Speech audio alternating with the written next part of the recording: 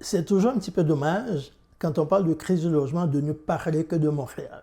En fait, la crise du logement ne touche pas seulement que Montréal, la crise du logement touche pas mal tout le territoire du Québec. Je suis à Saint-Eustache, c'est au nord de Montréal, dans les Basses-Laurentides. Et ici, comme à peu près partout au Québec, la crise du logement est sévie. Je m'en vais rencontrer un organisme local qui aide des personnes de partout à travers les Laurentides à se trouver un logement à temps pour le 1er juillet. À cause de l'attrait qu'exerce la région des Laurentides, les locataires amplifient la crise du logement parce qu'ils procèdent à des évictions sauvages afin de transformer beaucoup des logements en Airbnb. L'objectif de l'organisme, de l'Association de promotion et d'éducation en logement, c'est d'éviter que des personnes se retrouvent à la rue au 1er juillet, mais la situation est quand même compliquée. Cette année, très peu de logements disponibles et surtout, les logements disponibles coûtent les yeux de la tête. Alors, les familles qui souhaitent accéder à la propriété dans le territoire doivent se sacrifier